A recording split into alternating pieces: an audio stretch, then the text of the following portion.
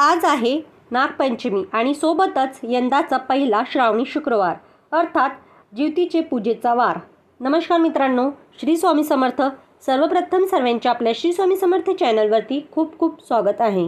स्वामी तुमच्या सर्व चांगले मनोकामना पूर्ण करो, तुम्हाला सुखात आणि आनंदात ठेवो ही स्वामी चरणी प्रार्थना। मित्रांनो, श्रावण महिन्यामध्ये प्रत्येक दिवसाचं काही ना काही महत्त्व आहे। या महिन्यात येणारा प्रत्येक वार वेगवेगळ्या देवाला समर्पित आहे। तसं पाहिलं तर हिंदू धर्मात श्रावण महिन्यात लोक भगवान शंकराची उपासना करतात, श्रावणी सोमवाराचे व्रत करतात, त्याचप्रमाणे मंगळवारी मंगळागौरीचे व्रत केले जातात। अशाच प्रकारे श्रावण महिन्यातील शुक्रवार देखील एक विशेष व्रत केले जाते, ते व्रत म्हणजे ज्योती पूजन। मित्रांनो, ज्योती पूजन काय आहे, ज्योती पूजन करण्याची पद्धत काय आहे, औक्षणाला दिवे किती, औक्षण कसं करावे, कथा, महत्त्व, व्रत, नैवेद्य आपण सर्व माहिती आजच्या व्हिडिओमध्ये बघणार आहोत। मुलांना दीर्घ आयुष्यासाठी, जीवन सुखीसाठी प्रत्येक आईने हा व्रत करावे। तर मित्रांनो, अशा प्रकारची माहिती आज आपण आजच्या व्हिडिओमध्ये पाहणार आहोत। पण त्याआधी व्हिडिओमध्ये पुढे जाण्याआधी जर तुम्हालाही माता लक्ष्मीचा आशीर्वाद हवा असेल तर व्हिडिओ संपूर्ण बघा, व्हिडिओला एक लाईक नक्की करा आणि चॅनलला सबस्क्राईब करा आणि कमेंट बॉक्समध्ये माता लक्ष्मीचा जयघोष करायला विसरू नका। काय आहे ज्योती पूजन? तर बऱ्याच जणांना ही माहीत नसते की ज्योती पूजन काय आहे। तर मित्रांनो, जरा आणि जिवंतिका देवीची पूजा या दिवशी केली जाते। ही पूजा प्रत्येक श्रावणी शुक्रवारी केली जाते। यंदा श्रावण महिना दिनांक 5 ऑगस्ट म्हणजेच सोमवारपासून सुरू झालेल्यामुळे येत्या शुक्रवारी म्हणजेच आज श्रावण शुक्ल पंचमीला नागपंचमीच्या दिवशी ज्योती पूजन केलं जाणार आहे। या दिवशी ज्योतीच्या प्रतिमेचं पूजन केलं जाते, यालाच जरा जिवंतिका पूजन असं म्हणतात। ज्योती पूजनचे काय आहे महत्त्व? जरा जिवंतिका प्रतिमेचं पूजन संतती संरक्षणासाठी केले जात असल्यामुळे ही पूजा मातृशक्तीकडून केली जाते। या दिवशी आपल्या मुलांच्या दीर्घ आयुष्यासाठी आणि मंगलेची प्रार्थना केली जाते। जरा म्हणजे म्हातारपण आणि जिवंतिका म्हणजे जिवंत ठेवणारी, म्हणजेच माणसाला दीर्घ आयुष्य देणारी अशी देवता।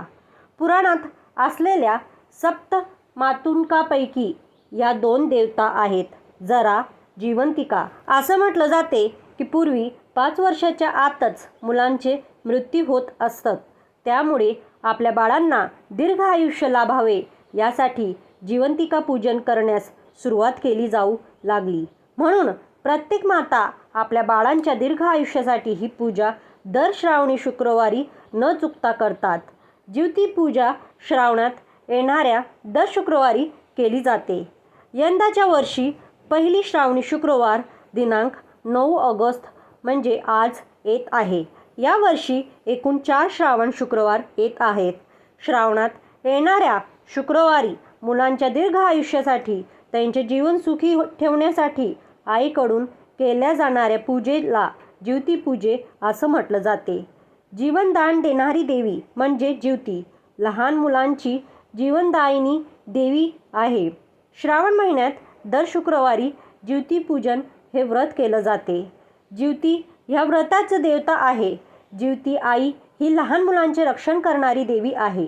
आज आपण या व्हिडिओमध्ये ज्योती पूजन प्रार्थना ही पूजा का करतात व कशी करतात हे सर्व पाहणार आहोत।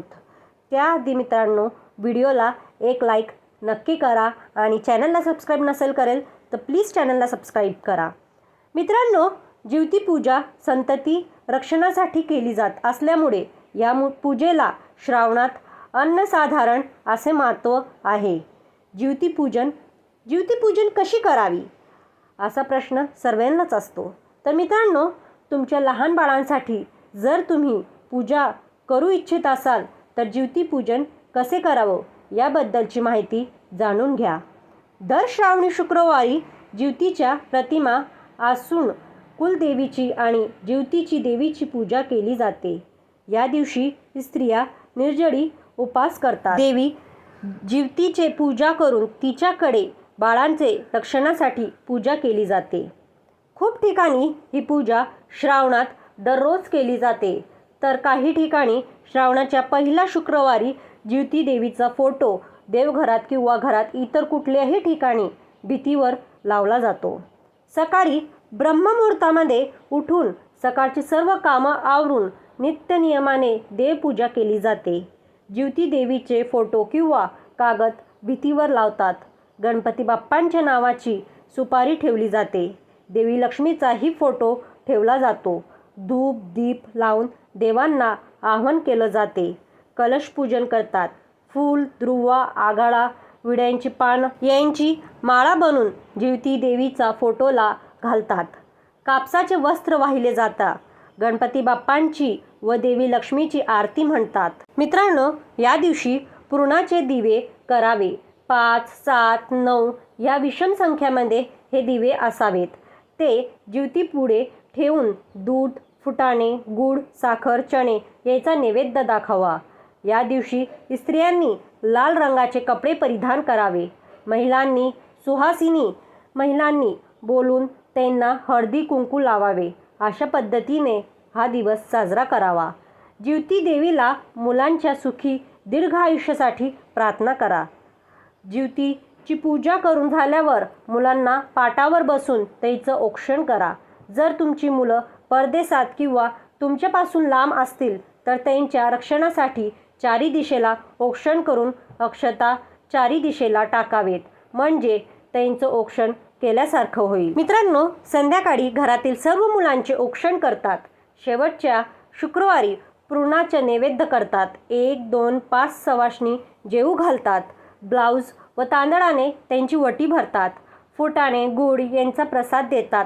असे या व्रताचे उद्यापन करतात. आपल्याला तर हे माहीतच आहे, गूळ फुटाणे एकत्र खाल्ल्याने प्रतिकार शक्ती वाढते. पावसाळ्यात हवामानातील बदलल्यामुळे कमी होण्याचे प्रतिकारशक्तीला वाढवण्यासाठी गूळ फुटाणे हे नैवेद्याच्या निमित्ताने घरात येतात व त्यांचा समावेश खाण्यात येतो. बघा, श्रावण महिन्यात येणाऱ्या दुर्वा आघाडा या छोट्या छोट्या वनस्पतीचे आरोग्यदायी फायदे खूप आहेत. त्यामुळे श्रावणातील बहुतेक सणांना या वनस्पतीचा वापर होतो.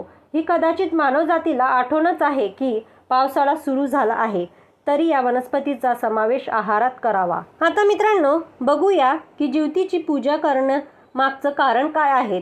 तर मित्रांनो, वरती असलेल्या फोटोंमध्ये आपण बघत आहोत 4 वेगवेगळी चित्रे. फोटोकडे बघून यांचा आपसात काहीच संबंध नाही असं वाटते, पण तसं नसून यामागील कारण शोधण्याचा प्रयत्न आपण पुढे करूयात. पहिले चित्र श्रीहरी विष्णू यांनी नरसिंह अवतारात हिरण्यकश्यपूचा वध. दुसरे चित्र भगवान श्रीकृष्ण यांनी कालिया नागाला दिलेला समज. तिसरा चित्र जरासंध्याचा जन्माचं. चौथा चित्रात बुध ग्रह व बृहस्पती ग्रह यांचा. चला तर मग बघूयात या चित्रामागील रहस्य. पहिला चित्र श्रीहरी विष्णू यांनी नरसिंह अवतारात हिरण्यकश्यपू वध. असुरांचा राजा हिरण्यकश्यपू हा खूप अहंकारी होता. त्यांच्या अहंकारामुळे त्यांना आपल्या स्वतःचा मुलगा प्रल्हादचे खूप हाल केले होते. पण प्रल्हाद अखंड श्री हरिविष्णू यांचा जप करत असे. हिरण्यकश्यपूचा अहंकाराचा अंत व बाल प्रल्हाद याचं रक्षण हे या अवताराचे कार्य. म्हणूनच जिवती पूजेमध्ये पहिलं चित्र हे आहे. दुसऱ्यावर वर्चस्व गाजवण्यासाठी केलेला हा अन्यायाचा अंत आहे. परमेश्वरासमोर आपण सर्वच बालक आहोत, म्हणूनच त्यांच्याजवळ हे मागणं आहे की तू अन्यायाचा अहंकाराचा नाश करून आम्हा सगळ्यांचं रक्षण कर. आता मित्रांनो, दुसरं चित्र भगवान श्रीकृष्ण यांनी कालिया नागला दिलेला समज. श्री हरिविष्णू यांचे पूर्ण रूप अवतार श्रीकृष्ण यांचे बालपण गोकुळ इथे गेले. बाळ गोपाळ यांच्याबरोबर ते यमुने किनारी खेळत असत. पण नदी यमुनामध्ये कालिया नावाचा सर्प आला. त्याने गोकुळमध्ये राहणाऱ्या लोकांना, बालकांना, गाय गुरांना त्रास द्यायला सुरुवात केली. नदी किनारी खेळत असणाऱ्या बालकांचे रक्षण व अहंकारी सर्पाला समज ही श्रीकृष्ण यांनी या चित्रात दिली आहे. यातून आपल्याला हेच शिकायला मिळते की योग्य वेळी अयोग्य व्यक्तीला कृतीला योग्य ती समज देणे खूप गरजेचं असते. प्रत्येक वेळेस सहन करणे या पर्याय नसतो. यावरून आपल्याला हे शिकायला मिळते की एकमेका साथ देऊन अवघे धरू सुपंथ म्हणजेच योग्य मार्गात एकमेकांची साथ देऊन संकटाचा नाश केला पाहिजे. आता मित्रांनो, तिसरं चित्र जरासंध्याचा जन्माचं. मगध राजाला 2 राण्या होत्या, पण पुत्र सुख नव्हतं. पुत्रप्राप्तीसाठी ब्राह्मणाने दिलेल्या आंबा त्यांनी आपल्या दोन्ही राण्यांना अर्धा दिला. मित्रांनो, याचा परिणाम असा झाला की दोघी राण्यांना अर्धे पुत्र झाले. मात्र जरा नावाच्या या शिणीने तिच्या जवळ असलेल्या ह्या अव्य साधण्याचे केल्याने ते दोन्ही सांधे जोडते व जीवती देवीच्या मदतीने प्राणदान देते. म्हणूनच या राजकुमाराचे नाव जरासंध असं पडलं. म्हणून देवी जीवंतिका जीवती ही प्राणदान देणारी, दीर्घ आयुष्य देणारी, मुलांचे रक्षण करणारी देवी आहे. चौथा चित्र. मित्रांनो, चौथ्या चित्रात बुध ग्रह व बृहस्पती ग्रह दिसत आहेत. चित्रामध्ये बुध ग्रह हे हत्तीवर बसलेले आहेत व त्यांच्या हातात अंकुश नावाचं शस्त्र आहे. बृहस्पती ग्रह वाघावर बसलेले व हातात चाबूक आहे. बुध ग्रहाच्या प्रभावाने मुलाची तीक्ष्ण बुद्धी, प्रभावकारी व्यक्तित्व व वैशिष्ट्यपूर्ण बोलण्याची शैली असे गुण येतात व बृहस्पती ग्रहाचे प्रभावाने मुलांना आध्यात्मिकताकडे वाटचाल, शैक्षणिक उन्नती, विवेकबुद्धी इत्यादी गुण मिळतात. मित्रांनो, हाती उन्नतपणा व प्रतीक तर वाघ अहंकाराचा प्रतीक आहे. व्यक्तीला बालकांना स्वभावातील उन्नतपणा व अहंकार त्यांच्यावर अंकुश ठेवण्याची गरज आहे. तसेच गरज पडली तर मनाला चाबूक दाखवून योग्य त्या दिशेने वाटचाल करण्याची गरज आहे. आपल्याला हा संदेश मिळतो. आता मित्रांनो, शुक्रवार ज्योतीची कहाणी काय आहे तर चला ती कहाणी ऐकूया. ऐका शुक्रवार तुमची कहाणी. आपटपाट नगर होतं. तिथे एक राजा होता. त्या राजाला मुलगा न होता. तेव्हा राणीनं एका सुणीला बोलून आणलं. अगं सुईणी, मला नाडवारीतसुद्धा एक मुलगा गुपचूप आणून दे. मी तुला पुष्कळ द्रव्य देईन. सुईणीनं गोष्ट कबूल केली. ती त्या तापसावर राहिली. गावात एक गरीब ब्राह्मणाची बाई गर्भवती राहिली. तेव्हा ती सुईण तिच्या घरी गेली आणि तिला सांगू लागली की बाई तू गरीब आहेस. तुझं बाळंतपणाचं पोट दुखू लागेल तेव्हा मला कळव. मी तुझं बाळंतपण फुकट करीन. तिनं हो म्हणून सांगितलं. नंतर ती सुईण राणीकडे आली. बाईसाहेब, आपल्या नगरात अमुक गरीब ब्राह्मणाची बाई गरोदर आहे. तिला नुकताच 2रा महिना लागला आहे. लक्षण सर्व मुलाचेच दिसतात. तेव्हा आपल्या घरापासून तो तीर्थपर्यंत काही कळणार नाही असं एक गुप्त भुयार तयार करावं. आपल्याला काही दिवस गेल्याची अफवा उडावी. मी तुम्हाला नाळवारीचा मुलगा आणून देईन. असं ऐकल्याबरोबर राणीला मोठा आनंद झाला आणि जसे दिवस होत गेले त्याचप्रमाणे डोहाळ्याचं डंभ केलं. पोट मोठं दिसण्याकरिता त्याच्यावर लुगड्याच्या घड्या बांधल्या. भुयार तयार केलं. 9 मास भरतात बाळंतपणाची तयारी केली. इकडे ब्राह्मणबाईचं पोट दुखू लागलं. सुनीला बोलू आलं. त्याचबरोबर तुम्ही पुढे व्हा, मी येते म्हणून सांगितलं. धावत राणीकडे आली. पोट दुखण्याचं ढोंग करायला सांगितलं. नंतर ब्राह्मणाच्या घरी आली. बाई तुझी आहे पहिली खेप. डोळे बांधलेस तर भिणार नाहीस. नाही बांधलेस तर भय वाटेल असं सांगून तिचे डोळे बांधले. ती बाळंतन झाली. मुलगा झाला. जुणीनं एका दासीकडून भुयाराचा वाटेने मुलगा राणीकडे पाठविला व तिने एक वरवंटा घेऊन त्याच एक कुंचा बांधला आणि तिच्या पुढे ठेवला. मग बाईचे डोळे सोडले. तुला वरवंटाचं झालं असं सांगू लागली. तिने नशिबाला बोल लावलं. मनामध्ये दुखी झाली. सुईण निघून राजवाड्यात गेली. राणीसाहेब बाळंतीण झाल्याची बातमी पसरली. मुलाचं कौतुक होऊ लागलं. इकडे ब्राह्मणबाईने नेम धरला श्रावण मासी दर शुक्रवारी ज्योतीची पूजा करावी आणि नमस्कार करून म्हणावं, जय ज्योती आई माते, जिथे माझं बाळ असेल तिथे खुशाल असो, असं म्हणून तिने तांदूळ उडवावे ते हा मुलाच्या डोक्यावर पडावे. तेव्हा तिने हिरवं लुगडं नेसणं, हिरवं बांगडे लेणं वर्ज, कारलीच्या मांडवाखालून जाणं वर्ज केलं, तांदूळाचं धुंड वालंडण बंद केलं. याप्रमाणे ती नेहमी वागू लागली. इकडे राजपुत्र मोठा झाला. एका दिवशी बाहेर फिरायला निघाला. त्या दिवशी ती न्हाऊन आपल्या अंगणात राडे राखीत बसली होती. तेव्हा याची नजर तिच्यावर गेली. हा मोहित झाला व रात्री तिची भेट घेण्याची म्हणून निश्चय केला. रात्री तिच्या घरी आला. दारात गाय वासरू बांधली होती. चालता चालता राजाचा पाय वासराच्या शेपटावर पडला. वासराला वाचा फुटली. ते आपल्या आईला म्हणालं, कोण्या पापाने माझ्या शेपटावर पाय दिला? तेव्हा ही म्हणाली, जो आपल्या आईकडे जाव्यास भीत नाही तो तुझ्या शेपटावर पाय द्यायला निर्भय काय? हे ऐकून राजा मागे परतला आणि घरी येऊन आपल्या आईपासून काशीस जाण्याची परवानगी घेतली. काशीस जाऊ लागला. जाता जाता एका ब्राह्मणाच्या इथे उतरला. त्या ब्राह्मणाला पुष्कळ मुलं होती, पण ती 5वी 6वीच्या दिवशी जात असत. राजा आला त्या दिवशी चमत्कार झाला. 5वीचा दिवस होता. राजा दारात निजला होता. तेव्हा तिथे सटवी आली आणि म्हणू लागली, कोण गमोल वाटेत पसरलं आहे? ज्योतीने उत्तर दिलं, अगं अगं, माझं ते नवसाचं बाळ निजलं आहे. मी काही त्याला ओलांडू देणार नाही.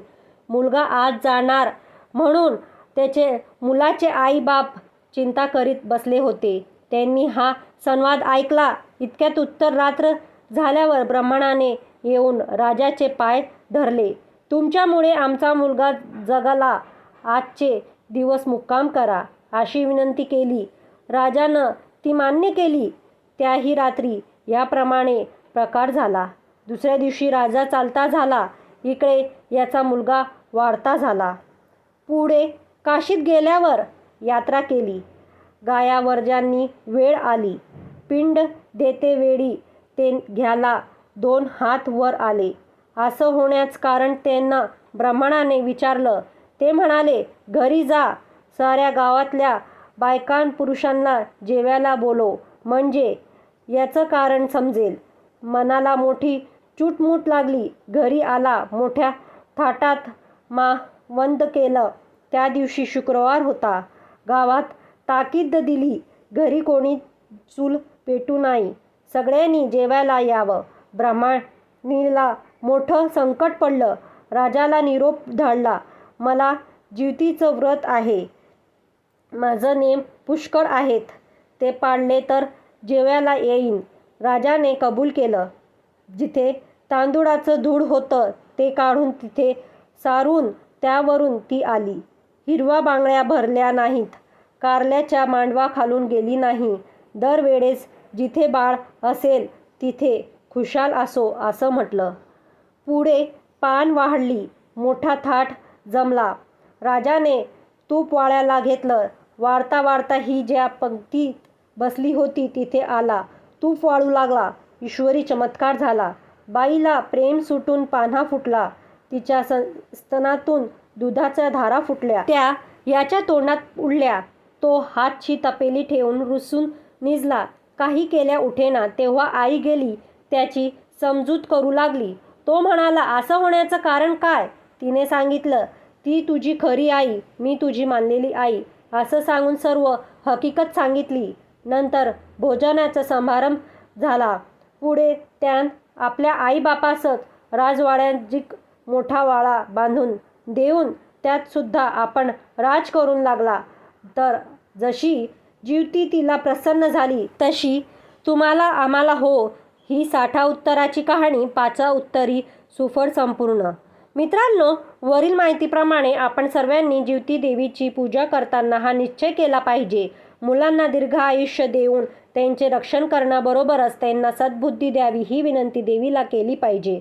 तसेच खाली दिलेप्रमाणे काही निश्चय केले पाहिजे.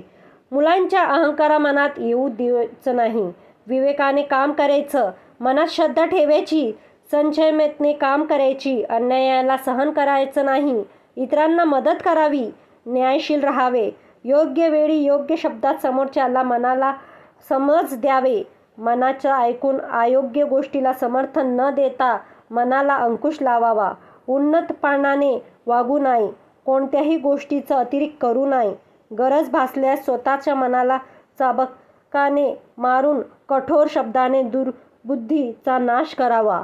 तर मित्रांनो, प्रत्येक काळाने मुलांच्या दीर्घ आयुष्यासाठी, जीवन सुखीसाठी ज्योतिपूजन करावे.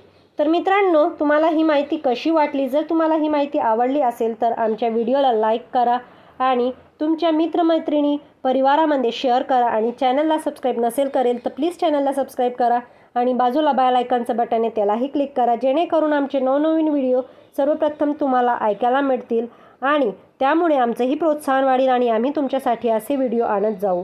तर मित्रांनो, व्हिडिओ शेवटपर्यंत बघितल्याबद्दल, ऐकल्याबद्दल खूप खूप धन्यवाद. श्री स्वामी समर्थ. जय जय स्वामी समर्थ. हर हर महादेव. ओम नमः शिवाय. जय लक्ष्मी माता.